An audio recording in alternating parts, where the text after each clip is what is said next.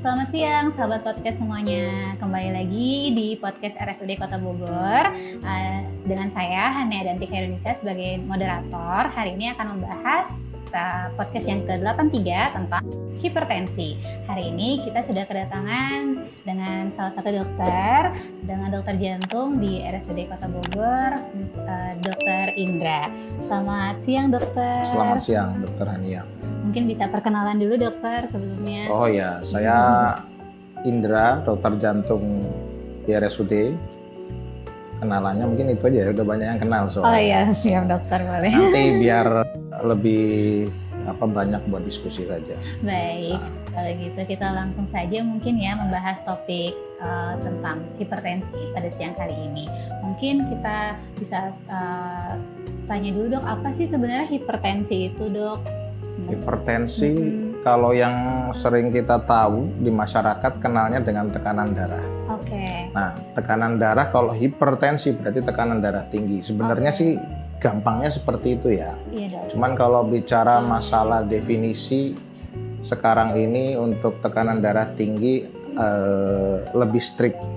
Artinya dulu kita lebih kenal ada yang namanya darah tinggi itu kalau di atas 150-an ke atas. Iya, sekarang orang bahkan lebih awal didiagnosa hipertensi kalau 140 sudah dikatakan hipertensi.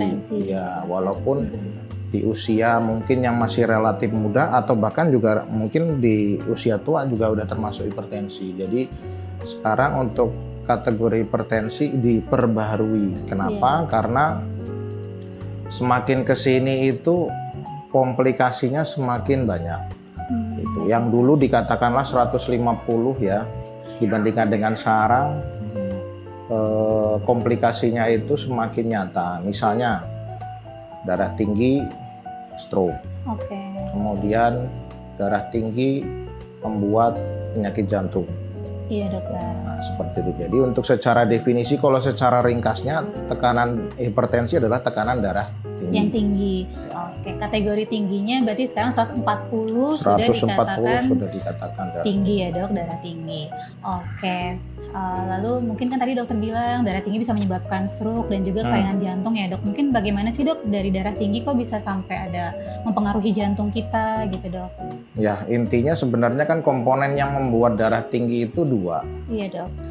Jantung itu sendiri yang berdetak dan juga komponen dari pembuluh darah. Iya. Itu otomatis ketika tekanan itu sangat tinggi, ya lama kelamaan akan merusak jantung juga. Kita ibaratkan gini, kalau darah tinggi itu ibaratnya kalau kita ngelatih otot ya, melatih otot lama-lama kalau misalnya kita melatih otot terlalu lama, otot kita akan membesar. Iya dok. Sama halnya ketika jantung. Cuman jantung ini bebannya bukan beban yang biasa dipakai di olahraga ya, tapi bebannya adalah tekanan darah. Lama kelamaan otot jantung akan menebal. Nah, sayangnya penebalan dari otot jantung ini itu tidak disertai dengan peningkatan kemampuan dari otot jantung itu sendiri.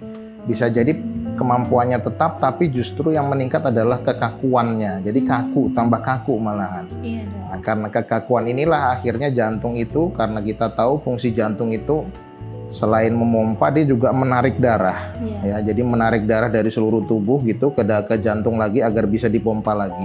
Iya. Ketika kemampuan relaksasi ya, relaksasi itu berarti melemas gitu ya, melemas kemudian ibaratnya dia menarik darah tadi akan kaku ya, dia tidak akan bisa menarik darah yang banyak. Iya dokter. Nah, akibatnya apa? Akibatnya yang dipompakan ke seluruh tubuh itu juga akan berkurang. Gitu dibandingkan dengan yang mungkin ketika sebelumnya masih elastis ya, bisa menarik darah yang banyak, maka dipompanya juga banyak. Nah, otomatis kalau seperti ini ya terjadi yang namanya gangguan pengisian otot jantung. Jadi gangguan pengisian darahnya nggak bisa masuk banyak-banyak. Jantung itu akan 2 kali kerjanya. Jadi lebih capek. Kalau saya sering bilang ke pasien itu, ibu akan gampang capek nantinya. Kenapa? Karena otot jantung itu akan semakin kaku. Ya, semakin kaku akibatnya dia butuh 2 kali kerja untuk mengantarkan volume darah yang sama gitu. Itu mengapa kok jantung itu kok bisa kena akibat dari hipertensi sendiri, padahal Memang komponen yang membuat tekanan darah tinggi itu ya salah satunya dari jantung juga itu, selain dari kekakuan dari pembuluh darah, tapi pada akhirnya juga akan berdampak pada jantung pada akhirnya ya. Oke dokter, mungkin bisa dikasih tahu dok gejala-gejala apa yang biasanya paling umum pada pasien-pasien hipertensi? Mungkin sebelumnya yang ingin saya titik beratkan ini kan terkait dengan tema kita pada siang hari ini ya. Iya dokter. Pembunuh diam-diam. Iya betul dokter. Pembunuh diam-diam, hipertensi itu pembunuh diam-diam. Kok disebut pembunuh diam-diam ya? Iya. Nah, karena pada hampir kebanyakan orang hipertensi itu justru tidak ada gejala. Oh, okay. Ya terutama kadang-kadang yang mungkin sebelumnya udah pernah hipertensi ya atau ada bakat hipertensi, terkadang dia tidak ada gejala. Ini yang harus bahaya nih, karena nggak ada kewaspadaan, tidak ada alarm ibaratnya ya, tidak ada pengingat gitu. Tapi kalau secara umum memang gejala hipertensi bisa beragam. Yang pertama mulai dari yang ringan dulu seperti pegal.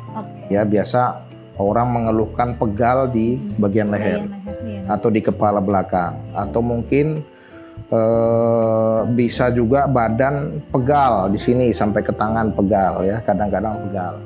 Atau ada juga yang dok ketika datang saya kok gampang capek sekarang. Nah, ternyata setelah diperiksa lagi mungkin darahnya ternyata tinggi. Nah itu jadi kalau secara gejalanya itu kalau justru dia udah sampai parah dia nyeri datangnya, kemudian mungkin ada gangguan saraf gitu, atau mungkin ada seperti gangguan penglihatan. Nah itu salah satu gejala yang sudah parah. Nah itu yang ingin kita titik beratkan pada tema podcast kali ini. Kenapa kita harus mulai menyadari, mulai menyadari bagaimana itu hipertensi itu sangat bahaya. Bahkan kalau sekarang mau kita ambil data terbaru, memang penyakit jantung ya, penyakit jantung masih penyakit 3 besar teratas.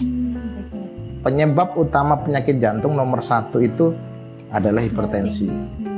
Ya, dulu kan mungkin masih berimbang ya antara merokok ya, merokok juga itu menyebabkan jantung koroner. Tapi sekarang hipertensi kalau di masyarakat kita ini udah ya ini tentunya tidak lepas dari kebiasaan masyarakat, terutama kebiasaan dietnya ya, kebiasaan dietnya sekarang kan lebih banyak jajanan kekinian ya, banyak jajanan instan gitu. Betul, nah seperti itu. Nah ini yang ingin kita titik beratkan, walaupun tidak ada gejala, nah, ini harus hati-hati nih ya. Jadi sekalinya ada ketahuan harus ada follow up. Betul, gitu. Berarti salah satu faktor resikonya dari lifestyle juga ya dok ya. Lifestyle benar. Jadi dari makanan-makanan instan, mungkin yang mengandung garam yang tinggi juga ya.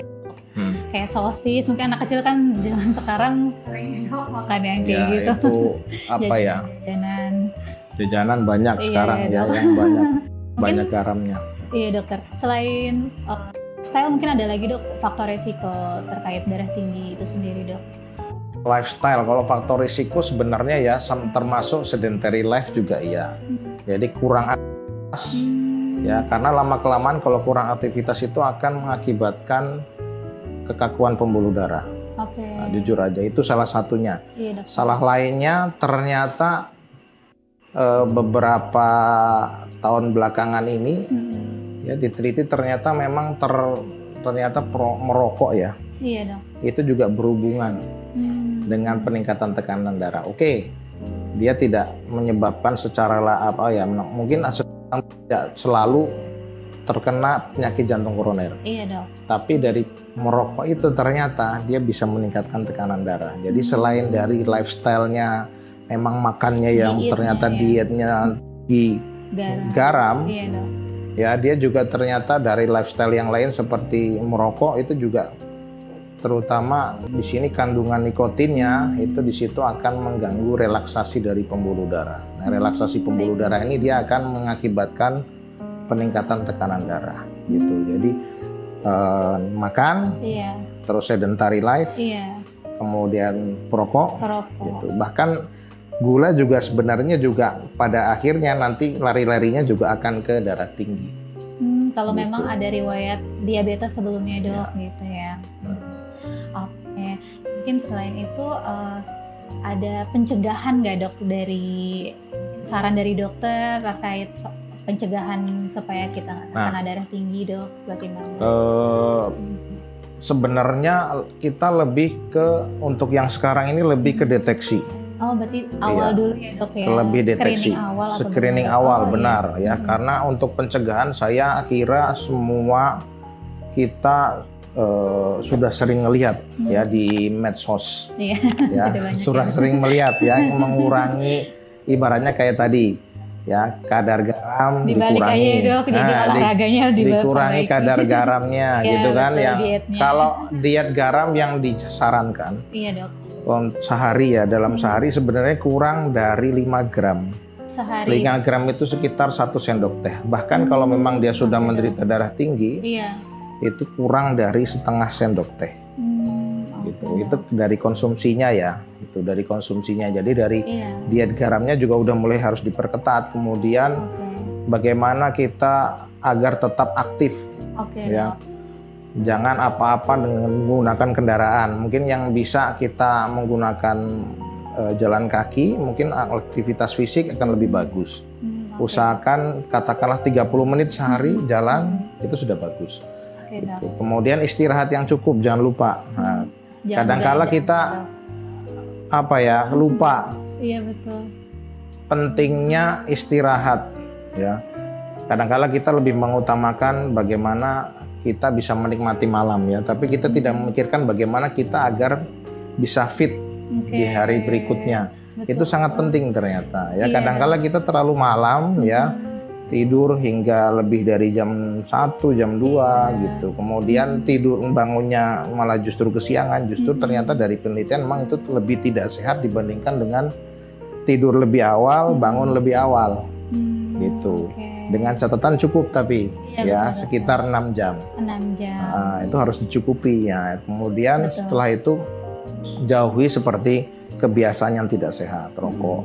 Nah, itu yang pencegahan. Tapi untuk deteksi lebih dini, ya mungkin sekarang sudah mulai digalangkan ya oleh Menkes. Iya dok. Nah, bagi yang ulang tahun gratis dicek tensi gitu ya. Screening, ya kan? Sekarang kan gitu. Yang ulang tahun silahkan bisa screening gratis. Itu adalah program yang bagus saya kira. Iya. Karena begitu memang terutama Gen Z ya. Gen Z ini kan kadang-kala masih denial dia.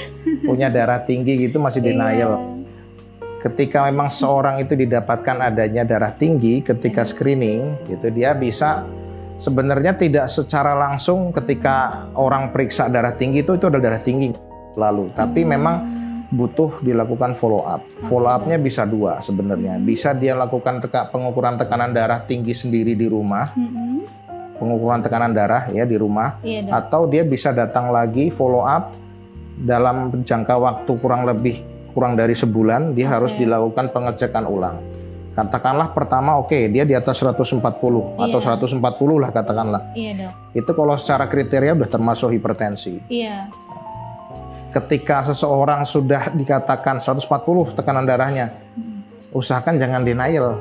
Jadi segera follow up lagi ya. Follow up. Betul. Ya, dilakukan pemeriksaan sendiri di rumah misalnya. Dia ada alatnya nih. Nah, ternyata di rumah dia tensinya benar ternyata 138 ya kan gitu kan. Nah, kalau udah di rumah udah 138 diulangi 2 kali di atas 135 itu bisa jadi udah termasuk itu adalah hipertensi. Karena sekarang yang terbaru itu di bawah hipertensi, kalau kita dulu mengenal namanya prehipertensi, itu sekarang ada yang namanya tekanan darah yang meningkat.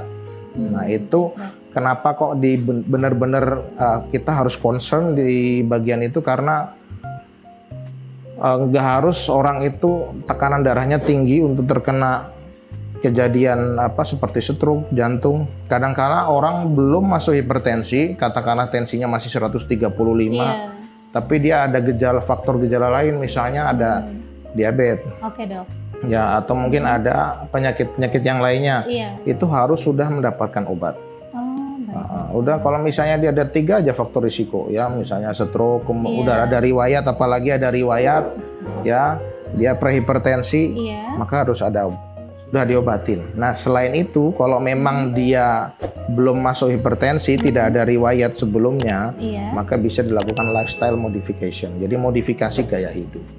Gitu. Jadi itu pentingnya deteksi, pencegahan oke lah. Itu pencegahan itu masing-masing. Betul, dokter. Tapi untuk deteksi dini, itu yang harus kita galakkan sekarang ini. Karena dengan penggalakan deteksi dini, kita bisa tahu ini kita masuk yang mana ini, masuk yang hipertensi kah? Iya. Atau tekanan darah yang meningkat, ya elevated blood pressure, atau mungkin normal. Nah, bagi yang nanti ternyata normal, itu memang bisa diulangi lagi dia. Minimal 3 tahun dia harus cek tensi. Dokter. Sedangkan kalau bagi yang elevated blood pressure mungkin tanpa adanya faktor risiko lain, nggak ada gejala juga, mungkin dalam kurun waktu setahun setelah dia lakukan lifestyle modifikasi gaya hidup, bisa dia ibaratnya dilakukan cek ulang, gitu, check up berkala intinya seperti itu. Kira-kira modifikasi gaya hidupnya sekitar berapa lama tuh, dok? Sampai sampai ngeceknya lagi, apakah berkala ceknya berulang sebulan sekali atau bagaimana untuk modifikasi gaya hidupnya? Nah, kalau untuk modifikasi gaya hidup itu sebenarnya memang kalau ditanya apa seumur hidup modifikasi gaya hidup, gaya hidup yang sehat itu sebenarnya kalau mau kita anggap itu sebagai investasi. Iya, betul. Investasi hari tua. Jangan kita anggap sebagai ini siksaan. Iya, makannya terbatas. Makannya terbatas. Mungkin benar itu kita terasa nggak enak ketika awal, tapi nanti ketika sudah berlangsung berhari, bulan gitu, kita akan merasa sendiri bagaimana badan itu akan lebih kerasa enak, dan kita akan enggan gitu kembali ke kebiasaan yang dulu. Gitu. Jadi menjauhi sendiri ya, dok, menjauhi sendiri ya. Jadi kalau ditanya saya beberapa bulan, sebenarnya kalau untuk modifikasi gaya hidup sebaiknya memang seterusnya. Nah, kemudian untuk cek darah tingginya bisa kemudian mungkin kalau memang ada alat sendiri bisa dilakukan setiap bulan atau mungkin sekali ya, tiap 3 bulan gitu. Kalau sekedar check up, kalau misalnya tidak ada faktor risiko. Jadi kalau ada faktor risiko memang harus lebih sering dilakukan pengecekan. Oke, dokter. Mungkin pengobatan darah tinggi sendiri bagaimana, dok? Apakah benar harus seumur hidup minum obatnya, dok? Mungkin itu yang concern ya. Itu yang paling memang ini ya. Jadi orang terutama kalau sudah terdiagnosis hipertensi berarti divonis selamanya harus minum obat. Gitu. Ya sebenarnya itu tadi kembali lagi ke kebiasaan hidup. Iya, dok. Nah, jadi lebih ke apabila seseorang itu bisa menggunakan gaya hidupnya dengan bagus, mungkin lama-kelamaan mungkin dicoba setahun nih. Kalau setahun ternyata kok memang tensinya bagus, mungkin bisa dikurangi itunya.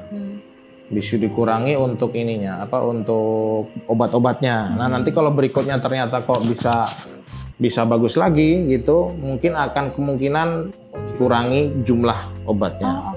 Itu karena bisa aja itu membutuhkan lebih dari 1 obat. Iya, betul. Itu ada namanya obat captopril gitu kan. Kita ada obat yang amlodipin itu yang sering terkenal di masyarakat kan, seperti udah biasa dengan gaya hidup yang sehat, mungkin bisa jadi lama-kelamaan akan dikurangin tidak selamanya begitu, atau mungkin ada obat yang tapi hanya dosisnya rendah. Dok. Karena semuanya itu, karena biasanya kalau udah kayak gini nih, pertanyaan yang menjebak adalah aman nggak buat ginjal? Biasanya kan gitu. Iya, betul, dokter. Kalau obatnya banyak, aman nggak buat ginjal? Iya, gitu. Banyak yang bertanya seperti itu. Takutnya obatnya banyak, ginjalnya merusak terganggu. Ginjal. Ya. Iya, tapi betul, kalau dokter. sebenarnya kalau dibalik bisa. Karena hipertensi sendiri kalau terlalu tinggi justru merusak ginjal. Betul sekali. Ya, jadi sebenarnya ini kita sedang berusaha bagaimana cara menyelamatkan ginjal dengan jaga agar tekanan darahnya tidak tinggi. Bagus, iya, dokter. Gitu. Mungkin banyak juga yang bertanya, kalau sudah normal nih, dok, misalkan setahun normal bagus terus, apakah obat rutinnya itu harus diminum, dok? Apa boleh kita hidup saja? Misalkan dalam 3 bulan dia sudah normal lagi, dok, 120 apa di bawah 120, apa boleh berhenti minum obatnya, kan misalkan modifikasi gaya hidup saja, apa bagaimana? Ya sebaiknya memang kalau untuk seperti ini dikomunikasikan dulu, karena ada beberapa yang memang perlu diteruskan, ada yang memang dengan catatan memang gaya hidupnya benar-benar udah sehat. Katakanlah yang sebelumnya mungkin merokok jadi tidak merokok, katakan begitu. Kemudian dari yang sebelumnya suka makan makanan yang asin nih ya, masyarakat Jawa Barat biasanya kan makan asin, sudah diet nggak pernah makan makanan asin gitu. Mungkin lama-kelamaan tekanan darahnya akan baik. Dengan gaya hidup bisa dipertimbangkan untuk dilakukan penurunan dosis, atau mungkin kalau memang penurunan dosis juga tetap baik, ya bisa dilakukan stop, tapi tentunya dengan pengawasan. Dokter. Gitu, tidak bisa dilakukan mungkin dia sendiri gitu ya, menyetop gitu karena takutnya nanti begitu dia menyetop dalam keadaan minggu gitu, kemudian nanti darahnya naik lagi. Oke dokter, ada kemungkinan berarti ya meningkat lagi saat diberhentikan obatnya secara tiba-tiba ya dok ya. Oke, mungkin selanjutnya apa mau lanjut pertanyaan dari penonton aja? Boleh. Kita lanjutkan pertanyaan dari penonton ya dok. Baik, silakan. Pertama, izin dokter bertanya, apakah benar kopi dan daging kambing bisa menyebabkan hipertensi atau darah tinggi dan bisa menyebabkan stroke? Mungkin ada hubungannya dokter? Ya, ini biasanya ini ya klasik ya, daging kambing, karena kemarin kan kebetulan kita habis kurban nih, mungkin masih ada yang banyak menyimpan daging kambing. Iya, pasti banyak. Nah, ini dari dulu menjadi momok sebenarnya, terutama daging kambing. Kalau diteliti secara struktur ya, struktur daging kambing itu nggak beda dengan daging sapi. Nah, yang selama ini terjadi di masyarakat adalah bagaimana mengolahnya. Nah, mengolahnya terlalu kalau istilahnya Gen Z itu over seasoning, jadi terlalu banyak bumbunya. Nah, terlalu banyak bumbunya. Bahkan yang sering kita remehkan ya, pemberian kecap. Kecap itu sendiri kalau kita lihat ya, kadar garamnya dalam 1 sendok makan itu aja tinggi. Iya dong. Kecap asin dibandingkan kecap manis. Kecap manis itu kurang lebih kadar garamnya setengahnya dari kecap asin. Jadi ketika itu kita berikan berlebih, ya itu yang menyebabkan. Itu. Jadi kalau kalau mau mengkonsumsi daging, tipsnya adalah mungkin bumbunya bisa diperhatikan lagi, diatur lagi agar tidak terlalu banyak gitu. Karena cenderung kalau untuk yang bakar-bakaran ya, terutama daging kambing yang dibakar, kita akan cenderung memperbanyak bumbunya dibandingkan dengan misalnya katakanlah ini dagingnya diolah di sop mungkin ya.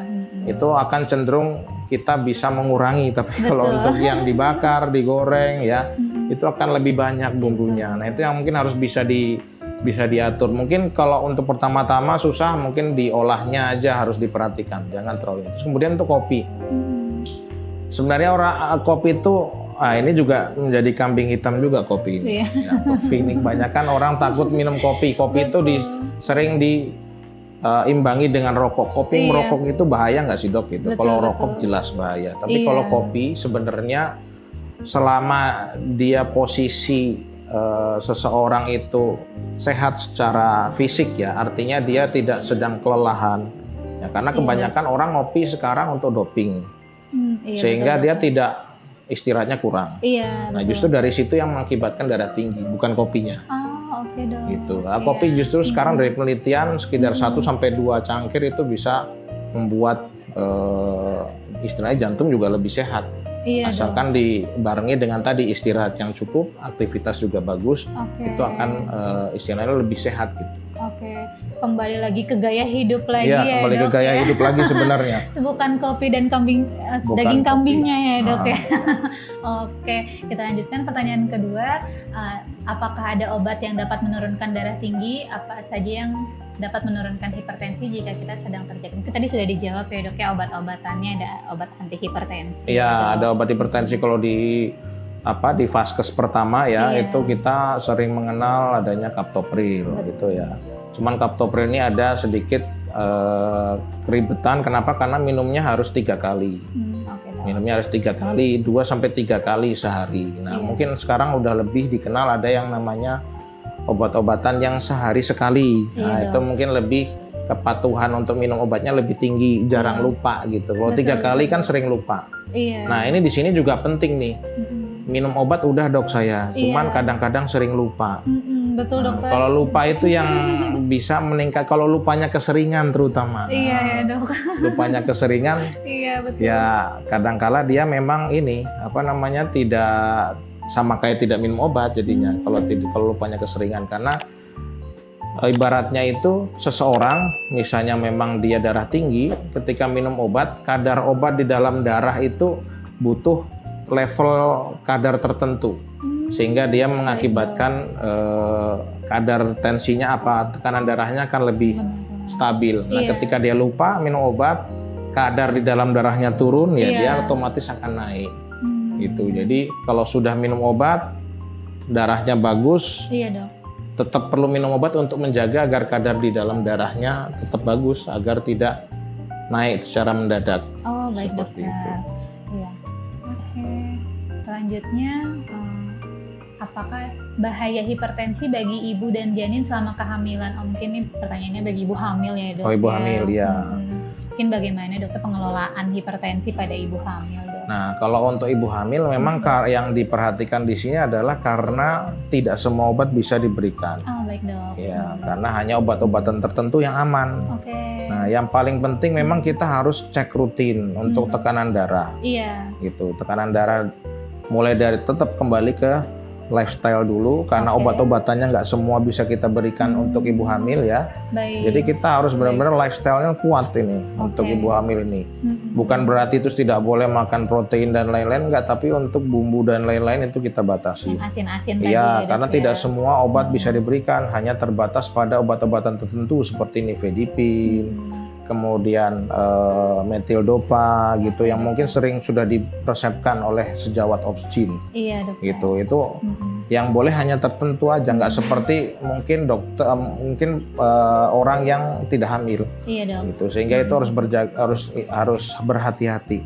Nah untuk bahaya apa enggak, jelas yang namanya tekanan darah itu karena dia merusak sifatnya kalau tinggi, ya dia akan berefek ke janin juga. Gitu. Ke organ si ibu juga terkena efek, ke janin juga terkena efek ya. Tapi kebanyakan kalau untuk hipertensi, terutama hipertensi yang kehamilan ya, itu nanti setelah persalinan biasanya dia akan turun bertahap. Pada saat kehamilan saja setelah ya. Tapi kalau sebelumnya memang udah ada riwayat tekanan darah ya, dia bisa tetap terus tinggi. Nah itu yang harus kita intervensi. Kita harus mulai mengobati, mulai mengubah gaya hidup kita dari sekarang. Oke. Mungkin pertanyaan selanjutnya, apakah hipertensi bisa menyerang usia muda dan bagaimana mengatasinya? Sudah banyak ya dok sekarang yang kurang usia lebih muda. Sekitar pasien saya yang datang klinik itu sekitar 30%. Oh 30% ya, usianya 30% muda, usianya muda. Wow. Gitu ya, karena sekarang itu banyak ya itu tadi, kita tidak bisa lepas dari makanan fast food ya. Betul. Makanan fast food. Pesan saya untuk yang usia muda atau Gen Z ya biasanya. Iya, betul. Itu kalau ingin memakan, terutama makanan instan, kita perlu melihat kadar gizi.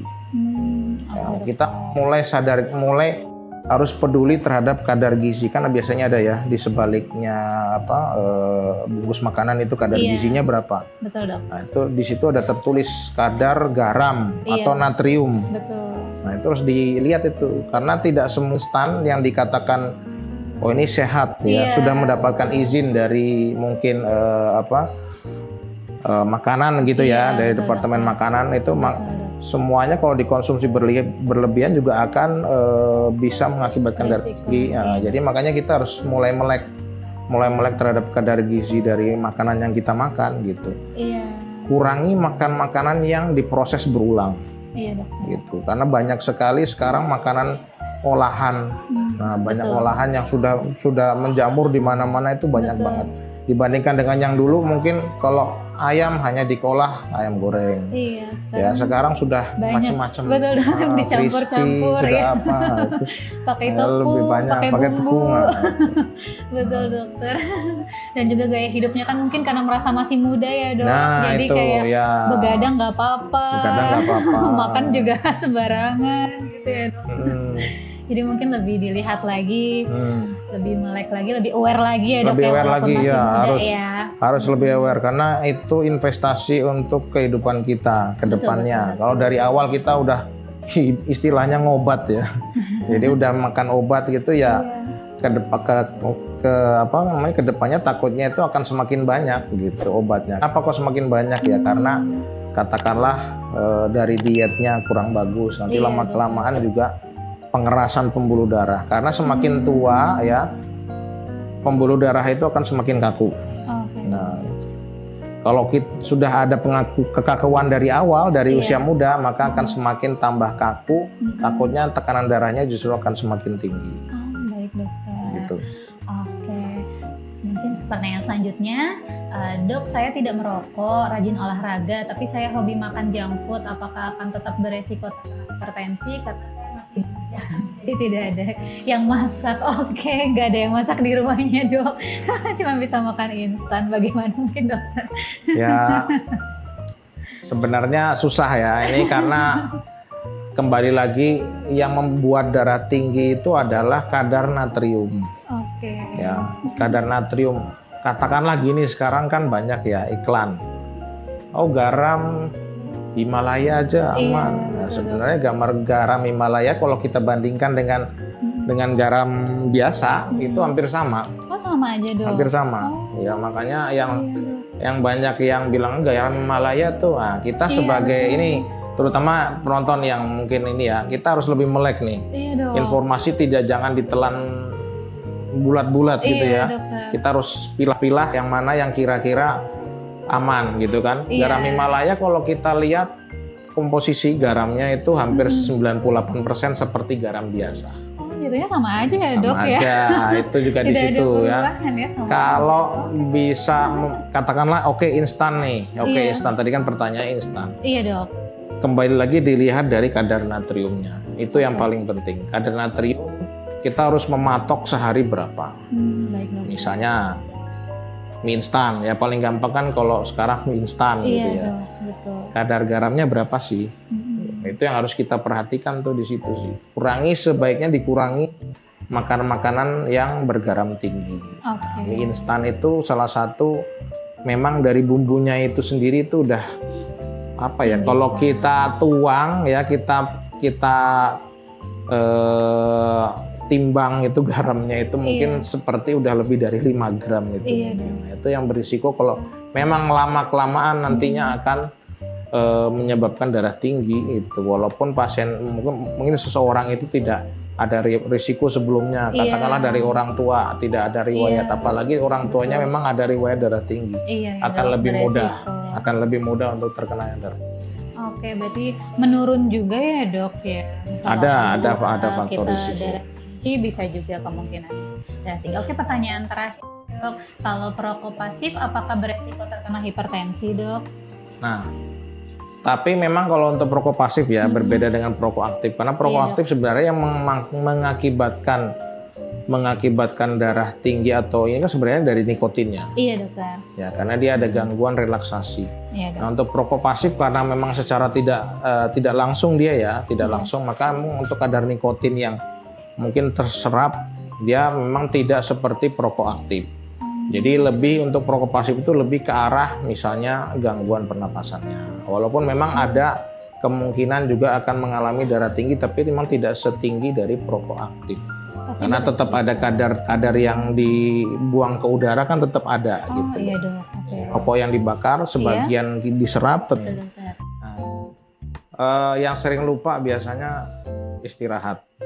Iya dok. Karena kita overwork biasanya. Betul. Ya, saya tahu kalangan medis, dokter ya biasanya jam tidurnya kurang. Iya dok. Gitu. Nah itu kita tetap harus perhatian juga terhadap itu. Iya. Ingat intinya kesehatan itu paling utama. Siap dokter. Ya salah satunya adalah bagaimana kita istirahat yang cukup itu ternyata berpengaruh terhadap kesehatan dan juga tentunya nanti akan dihindari kebiasaan-kebiasaan.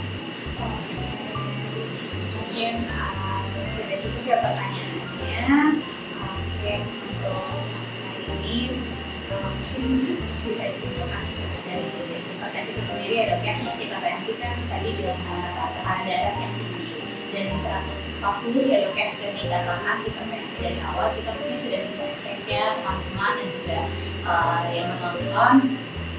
Dari usia muda kita juga udah bisa screening, sekarang bisa screening di rumah, udah banyak alat-alat juga yang mungkin bisa dibeli di rumah atau di puskesmas atau di klinik. Di fase pertama kita bisa cek awal, screening awal untuk melihat apakah kita ada kemungkinan dari TBC. Lalu dari sisi kandungan juga bisa ya dok, terus faktor resikonya tadi seperti makan makanan yang tidak sehat, lalu juga tidur yang tidak teratur, mungkin tidurnya juga harus baik kualitasnya, 6 jam sampai 8 jam juga. Kalau bisa jangan dari jam 1 ya dok ya, sudah mulai tidur seperti itu.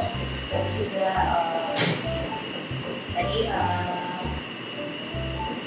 mungkin obat-obatan yang bisa diminumnya sebagai obat anti hipertensi, dan juga sudah bisa kita lihat dulu ya dok, apakah ada hipertensi atau tidak. Kalau masih tadi tekanan darah meningkat, mungkin bisa diubah pakai modifikasi gaya hidup dahulu. Apabila tidak mungkin tidak membaik atau ada faktor resiko yang lain, berarti sudah mulai harus meminum obat anti hipertensi. Oke, mungkin cukup sekian dari podcast kita pada hari ini. Terima kasih banyak Dr. Idris dan Setiaku yang sudah bergabung dengan kami, dan terima kasih juga para penonton yang sudah memberikan pertanyaan. Mungkin dokter apakah mau promosi jadwal dokter di rumah sakit RSUD Kota Bogor setiap hari apa? Ya, mau ketemu ya bisa setiap hari karena saya setiap hari. Oh oke, setiap hari. Tapi semoga sehat selalu ya dan sampai bertemu. Mungkin satu lagi pesan ini, pesan khusus ini. Boleh dokter. Kadang-kala kalau menasihati masyarakat tentang ini ya udah kerjanya dokter, cuma kadang-kadang bagi ini khususnya teman sejawat, Iya dokter. teman sejawat, karena kadang-kala yang menonton ini kan nggak semuanya non medis, Iya, ya, betul. kadang-kala ada kalangan medis juga yang menonton. Nah, yang sering lupa biasanya istirahat, ya, karena kita overwork biasanya. Ya, saya tahu kalangan medis dokter biasanya jam tidurnya kurang. Nah itu kita tetap harus perhatian juga terhadap itu. Iya. Ingat, tentunya kesehatan itu paling utama. Iya dokter.